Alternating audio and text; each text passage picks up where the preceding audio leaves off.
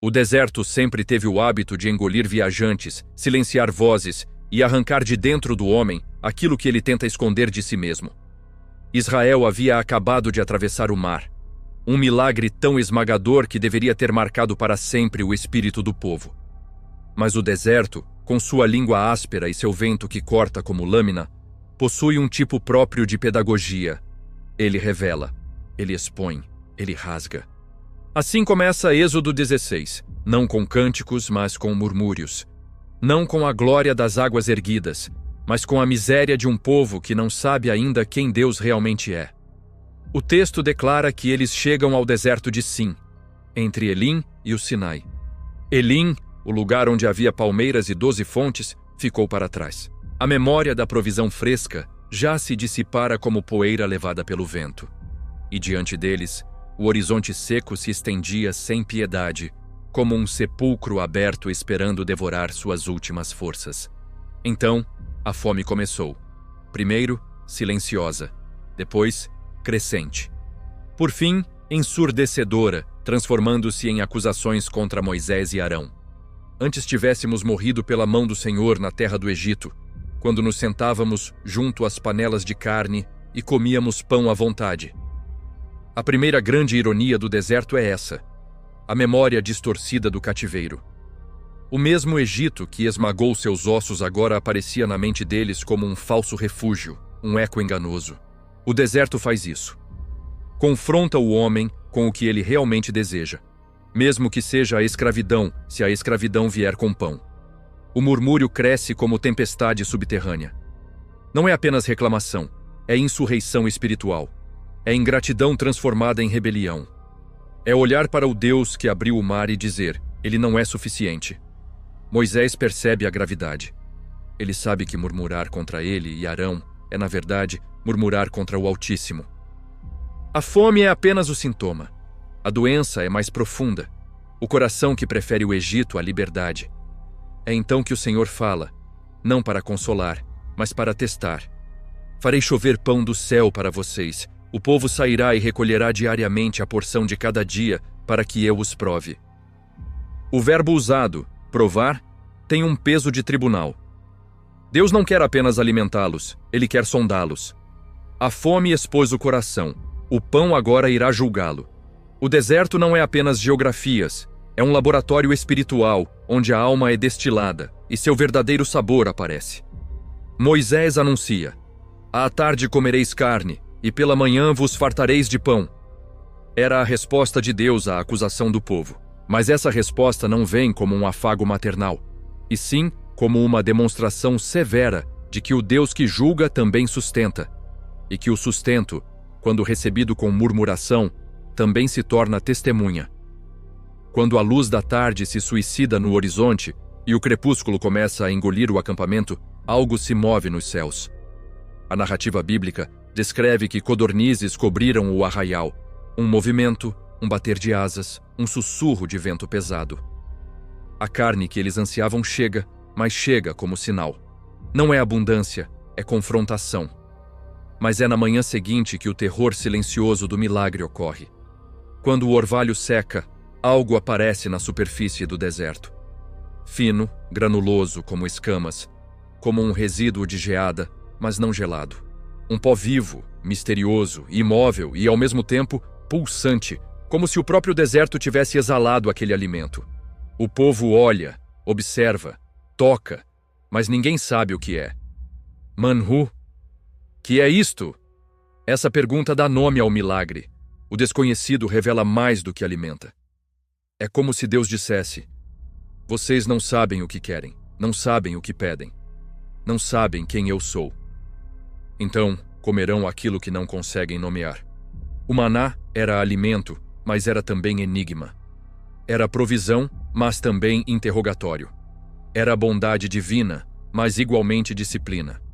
Moisés explica, este é o pão que o Senhor vos dá. Não o pão que vocês produziram, não o pão do Egito, não o pão moldado por mãos humanas, mas o pão do céu, símbolo vivo de dependência radical. A instrução divina é precisa e perturbadora. Cada um só pode colher o suficiente para um dia. Nada pode ser guardado para o outro. Nada. A porção diária era um golpe direto contra o instinto humano de controle. Deus os força a viver um dia de cada vez, não por fragilidade, mas por design divino. Ele está reescrevendo sua alma. Ele está arrancando o Egito não apenas de seus corpos, mas de suas lembranças, de seus hábitos, de sua teologia. Mas alguns, movidos pelo medo, guardam. E o que guardam, apodrece. Cria vermes, exala fedor. A lição é clara e terrível. O pão do céu só sustenta quando obedecido, quando acumulado, testemunha contra o homem. O deserto inteiro se torna uma sala de ensaio da fé. A cada manhã, o orvalho traz o julgamento e a misericórdia. A cada amanhecer, Deus pergunta ao seu povo: vocês confiam em mim? Ou no que conseguem guardar? A resposta nunca é verbal. É colhida no chão. É medida em punhados. É vista nas mãos trêmulas de quem tenta armazenar o que deveria apenas receber. O deserto prossegue. O maná continua a cair. E o povo continua a ser sondado pela fome que se transforma em dependência. O pão que desce do invisível, disciplina, mistério e prenúncio do Cristo. O deserto continuava sua marcha lenta e impiedosa. O sol erguia-se como uma lâmina em brasa e a paisagem parecia repetir um único gesto: consumir. Consumir carnes, consumir forças, consumir memórias. Mas paradoxalmente era ali, no lugar onde tudo morria, que Deus começava a ensinar Israel a viver. O maná, essa substância que parecia luz solidificada, esse pó do invisível, esse enigma que repousava sobre a areia, tornou-se a primeira escola espiritual de um povo recém-saído da escravidão. Não era apenas alimento, era disciplina divina. A disciplina do maná era severa, quase militar. Não havia liberdade para escolher quando colher, quanto colher, ou como armazenar.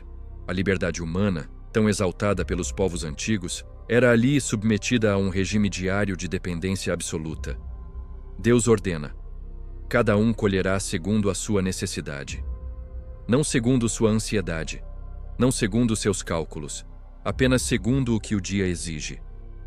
A cada manhã, quando o orvalho evaporava e a brancura misteriosa se revelava, o povo se via diante da mesma sentença: confiar ou temer. A obediência não era uma questão ética, mas uma questão de sobrevivência. Quem confiava, comia. Quem desconfiava, apodrecia o alimento. A podridão era pedagógica. Os vermes eram sermões. O fedor era a advertência. O céu ensinava com linguagem dura, porque o deserto não permite suavidades. Mas a disciplina não tinha apenas a função de controlar o povo. Tinha o objetivo mais profundo de reordenar seus amores. Durante séculos, Israel havia aprendido a depender do Egito, um império construído sobre rios, armazenamentos e abundância. No Egito, a vida era feita de celeiros e reservas. No deserto, a vida seria feita de confiança e memória. O maná destruía a lógica egípcia. Era o pão que não podia ser estocado, o sustento que não podia ser controlado, a provisão que não poderia ser transformada em propriedade. Dessa maneira, o maná agia como um bisturi espiritual, cortando do coração do povo todo vestígio de autossuficiência. Era a primeira cirurgia teológica que Deus realizava naquele povo recém-liberto. A liberdade, afinal, não era apenas geográfica, era uma libertação do próprio ego. Mas o maná não era apenas disciplina, ele também era símbolo. O texto bíblico o descreve como algo fino como geada, branco como semente de coentro e com sabor de bolo de mel. Esse alimento celestial carregava uma estética e um sabor que anunciavam algo além do imediato. Branco, símbolo de pureza. Doce, símbolo de graça. Fino, símbolo de delicadeza divina. Diário, símbolo de relacionamento constante. Ele é puro, porque vem de um Deus que deseja purificar o coração impuro do homem. É doce, porque revela que a bondade do Senhor não está ausente, mesmo quando o deserto ruge com ferocidade. É fino, porque mal pode ser percebido por quem tem pressa ou coração duro. E é diário, porque o Deus que se revela não o faz em acúmulos, mas em encontros contínuos. Assim, o maná fala tanto sobre o caráter de Deus quanto sobre a condição humana. Um Deus que não se satisfaz em ser criador. Ele deseja ser provedor. Um povo que ainda não sabe que a fome física é apenas a sombra da fome espiritual. Mas o maná vai além do símbolo. Ele se torna profecia. O deserto, com sua areia que engole pegadas e seu silêncio devastador, torna-se o palco inicial de uma revelação que só seria plenamente compreendida séculos depois, nas palavras de um rabi galileu que se levantaria entre pescadores e fariseus e declararia: "Eu sou o pão que desceu do céu." Quando Cristo pronuncia essa frase, ele não está explicando metaforicamente. Ele está se conectando diretamente ao evento do deserto. Ele está dizendo: o maná não era o fim. Ele era um anúncio, um prenúncio, um eco, um protótipo. O maná sustentava o corpo. O Cristo sustentaria a alma. O maná caía todas as manhãs. O Cristo se ofereceria uma vez para sempre. O maná apodrecia quando acumulado. O Cristo permanece vivo eternamente. O maná alimentava a jornada pelo deserto físico. O Cristo alimenta a jornada pela vastidão espiritual da existência humana. A teologia da encarnação encontra em Êxodo 16 uma de suas raízes mais profundas. Aquele alimento misterioso que surgia sobre a areia seca já falava da palavra que um dia caminharia entre os homens, oferecendo não apenas pão, mas vida. O deserto foi o primeiro púlpito dessa mensagem eterna. E essa revelação, mesmo não compreendida plenamente por Israel, já estava esculpida no ritual cotidiano de colher, confiar e consumir. Cada manhã em que o maná era encontrado, era, na verdade, um convite para que o povo experimentasse a presença diária de Deus, não apenas em forma de alimento, mas em forma de significado. O maná dizia: "Você não vive apenas de pão", e também dizia: "Mas você vive de um pão que eu mesmo darei." A jornada continua, e o povo continua a recolher o maná. Cada amanhecer é um juízo, cada porção é uma pergunta, cada dia, uma oportunidade de aprender a depender. No silêncio do deserto, enquanto a areia se estende como um oceano imóvel, o pão do céu torna-se não apenas nutrição, mas evangelho. Anúncio antecipado do Deus que desceria não como orvalho, mas como homem. Não como escama fina, mas como carne viva. Não para ser colhido na areia, mas para ser pendurado numa cruz. O sábado do invisível. A ressurreição anunciada pelo maná e o deserto que refaz o homem. O deserto avançava como uma força viva, um mar de areia que respirava com o calor do dia e gelava com o frio da noite. A cada novo amanhecer, Israel descobria que atravessar aquela imensidão não era apenas uma travessia geográfica. Era uma travessia espiritual, lenta, dolorosa, cirúrgica, e no centro dessa travessia brilhava um mistério, o descanso. Um descanso ordenado, imposto, decretado. Um descanso que não era resultado de fadiga, mas de fé. O sábado, que em Gênesis surgira como a pausa divina na criação, reaparecia agora como uma espécie de renovação cósmica em miniatura. Um testamento gravado no tempo, lembrando ao povo que o mundo não se sustenta pelo esforço humano, mas pela palavra do Criador. O sábado era a fronteira entre dois reinos. O reino do homem, que tenta controlar o tempo, o trabalho e a sobrevivência. E o reino de Deus, que revela que o verdadeiro sustento não vem das mãos humanas, mas do céu. A relação entre o maná e o sábado não era casual.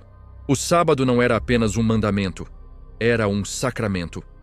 Um sinal material de uma realidade invisível. Quando Deus ordena que, no sexto dia, o maná seria dobrado e não apodreceria, ele está ensinando muito mais do que uma regra alimentar. Ele está introduzindo Israel numa lógica diferente, a lógica da redenção. No dia comum, o maná apodrecia se acumulado. No dia santo, o maná permanecia vivo. No cotidiano, a matéria morria. No sagrado, a matéria se conservava. Essa inversão não era apenas um detalhe narrativo. Era uma profecia. O sábado, a permanência do maná e o descanso imposto apontavam para um mistério que somente seria plenamente iluminado na manhã da ressurreição, quando o Cristo, após repousar no túmulo no grande sábado cósmico, surgiria vivo, intacto, incorruptível. O maná que não apodrecia no sábado é a sombra do corpo que não viu corrupção. O alimento que desafia a decadência anuncia aquele cuja carne não seria tomada pela morte. A preservação extraordinária da porção sabática é o prenúncio da vitória sobre a podridão da sepultura. O sábado de Êxodo 16 não é apenas um dia, é um anúncio. É o presságio de que na economia divina existe um tempo no qual a morte perde o direito de se manifestar. Mas o sábado também revelava outro aspecto, o deserto como espaço de revelação identitária. Israel havia sido escravo por séculos. Escavações arqueológicas e tradições históricas deixam claro que o Egito moldava não apenas ossos e músculos, moldava almas. O escravo aprende a obedecer sem pensar, a temer sem questionar, a trabalhar sem descanso e, sobretudo, o escravo aprende a viver sem sábado. A ausência de descanso é uma marca de servidão. A presença do descanso é uma marca de filiação. Por isso, quando Deus reintroduz o sábado, Ele não está oferecendo ao povo apenas um intervalo. Está devolvendo uma identidade.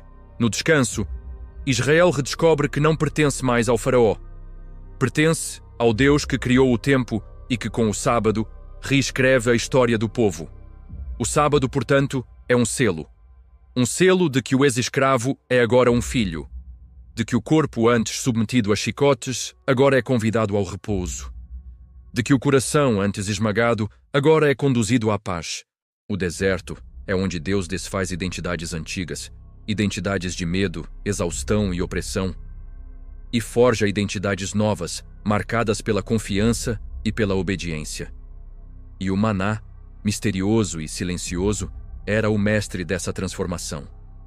Ele surgia todas as manhãs como um lembrete. Você vive porque eu sustento. Você descansa porque eu vigio. Você caminha porque eu vou à frente. A lógica divina se tornava ainda mais profunda quando observamos que o sábado exigia do povo uma fé antecipada. No sexto dia, Israel deveria colher o dobro. Mas essa colheita dobrada não deveria ser fruto de ansiedade. Não deveria ser fruto de medo. Deveria ser fruto de obediência pautada no caráter de Deus. A fé, nesse caso, não era apenas acreditar que o maná cairia no sétimo dia. Era acreditar que ele não cairia, e que isso também era sinal de cuidado. A ausência do maná se tornava uma pedagogia espiritual. Deus não apenas alimenta, Deus impõe limites ao trabalho. Deus inspira o repouso. No Egito, o trabalho era tirano. No deserto, o trabalho se torna liturgia e o descanso se torna sacramento. Com o sábado, Deus retira Israel da lógica da sobrevivência. Com o maná, ele insere o povo na lógica da confiança. Juntos, maná e sábado se tornam uma profecia viva, uma anunciação de que a existência humana não é sustentada pela força, mas pela graça. Não pela corrida frenética, mas pela presença divina. Não pela acumulação, mas pela dependência. Por fim, o sábado, em Êxodo 16, revela algo ainda mais profundo. O Deus que conduz Israel pelo deserto está inaugurando uma nova criação. Assim como no princípio Deus fez o mundo em 6 dias e descansou no sétimo, agora Deus começa a formar um novo povo, também com trabalho diário e descanso final. O sábado é o sopro que marca o nascimento desse povo espiritual. Assim como Deus descansou depois de ordenar o cosmos, Israel descansaria depois de obedecer ao céu. A criação antiga termina no repouso. A criação do povo santo também. E o deserto? O deserto é o útero dessa nova criação. É onde o povo aprende que viver é confiar, que comer é milagroso, que descansar é obedecer, que depender é adorar. O deserto, que aos olhos do mundo é lugar de morte, torna-se nas mãos de Deus o lugar onde identidades se reconstroem, onde escravos se tornam filhos, onde desesperados se tornam adoradores, e onde o pão que cai do céu prepara o caminho para o pão vivo que um dia pisaria na terra. O capítulo se aproxima do fim, mas o deserto continua silencioso. Um silêncio denso, quase litúrgico. Após semanas de disciplina, murmuração, provisão e prova, o povo começa a compreender algo que ainda não consegue articular. O maná não era apenas alimento, era um discurso divino, era uma palavra comestível, uma revelação que se mastigava. e para impedir que as futuras gerações esquecessem esse mistério, Deus ordena algo surpreendente: que parte do maná seja recolhida e guardada como testemunho perpétuo. Não para ser comido, não para ser experimentado, mas para ser lembrado. Essa simples ordem abre um abismo teológico profundo. O Deus que proíbe a acumulação manda que se acumule. O Deus que estraga o maná para ensinar confiança sustenta o maná para ensinar memória. O Deus que fala por meio do cotidiano agora cria um símbolo que ultrapassa o cotidiano. Tudo muda quando o maná entra no vaso. Ele deixa de ser alimento perecível e se torna testemunho indestrutível. Deixa de ser o pão do dia e se torna o pão da eternidade. Deixa de ser necessidade e se torna sacramento. O mandamento é direto. Moisés deve colocar uma porção de maná em um vaso e conservá-lo diante do Senhor, para que as gerações vindouras saibam como Deus sustentou Israel na aridez do nada. A ordem da preservação é mais profunda do que parece. No deserto, o maná era provisão. Na arca, o maná é memória. Na história, o maná se torna profecia. Esse movimento, do chão ao vaso, do vaso à arca, da arca ao Santo dos Santos, é a trajetória de tudo aquilo que Deus santifica. O que nasce no pó pode terminar na glória. O que cai na madrugada pode repousar no trono. O que alimenta o estômago pode iluminar a alma. O vaso de maná não é apenas um objeto ritual. É um testemunho teológico que articula 3 esferas: tempo, espaço e eternidade. Em relação ao tempo, ele é o antídoto contra o esquecimento. Em relação ao espaço, ele é a prova de que a presença de Deus não se limita ao Sinai ou ao tabernáculo. Ela acompanha o povo como memória viva. Em relação à eternidade, ele é a prévia do mistério que viria no Cristo. O verdadeiro pão preservado não por um vaso, mas pela própria divindade. O vaso de ouro carrega o pão que o deserto não conseguiu corromper. E por isso mesmo torna-se sombra daquele que é o pão da vida, cuja carne não viu corrupção. Assim como o maná guardado sobreviveu ao tempo, o Cristo guardado no seio do Pai, antes da fundação do mundo, entra na história sem se contaminar. Assim como o maná sustentou Israel, Cristo sustentaria o mundo. Assim como o maná foi recolhido e depositado na arca, Cristo ressuscitado apresentaria seu próprio corpo diante do Pai como oferta perfeita. A arca era o centro gravitacional de Israel. Dentro dela estavam 3 testemunhos: as tábuas da lei, revelando a vontade de Deus; a vara de Arão, revelando a autoridade de Deus; o vaso de maná, revelando o sustento de Deus. E esses 3 elementos convergiriam no Messias. Ele é a palavra encarnada, ele é o sumo pastor ressuscitado. Ele é o pão descido do céu. O vaso de maná não é apenas um memorial, é uma profecia condensada. A teologia do maná guardado é também a teologia da memória redimida. Israel não deveria apenas lembrar do maná, deveria lembrar do Deus que o enviou. A memória é um campo de batalha espiritual. Esquecer é perder a fé. Lembrar é sobreviver. O vaso de maná é um ataque direto ao poder destrutivo do esquecimento. Deus sabe que a alma humana tende a apagar milagres quando o deserto é longo demais. A memória do homem apodrece mais rápido do que o maná do dia comum. Por isso Deus cria uma memória objetiva, indestrutível, inquestionável. O vaso diz ao povo: o Deus que vos sustentou ontem continua sustentando hoje. E o Deus que vos sustenta hoje sustentará os vossos filhos amanhã. No vaso, Deus ensina que fé e lembrança são irmãs. A fé se alimenta do que Deus fez, e a memória preserva o que Deus fará. Mas existe ainda um terceiro nível, o mais profundo, o maná guardado como anúncio da nova criação. O primeiro homem caiu porque comeu da árvore proibida. O novo homem vive porque come do pão permitido. No Éden, o alimento trouxe morte. No deserto, o alimento traz vida. Na nova criação, o alimento é o próprio Cristo. O maná é o prelúdio desse mistério. Ele inaugura a lógica da graça materializada. Um alimento que vem do alto, não da terra. Uma substância que não depende de suor. Um pão que não nasce de sementes, mas da palavra divina. Quando Cristo declara: Eu sou o pão vivo que desceu do céu. Ele não está apenas usando uma metáfora. Ele está reivindicando Êxodo 16 como sua história.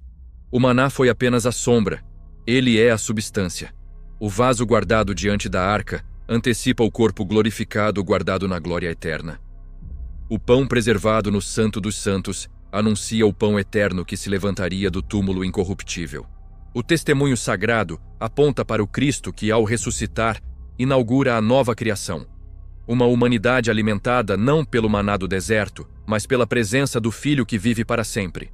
E assim, quando Êxodo 16 se encerra, percebemos que o capítulo não termina no deserto, termina no santo lugar, termina na arca, termina na eternidade. O maná que caiu na poeira termina repousando no trono da glória. Essa é a trajetória do povo de Deus. Começa na secura do mundo e termina na presença eterna. Começa com fome e termina com plenitude. Começa com murmuração e termina com adoração. O deserto é apenas o caminho, a arca é o destino, o Cristo é o alimento.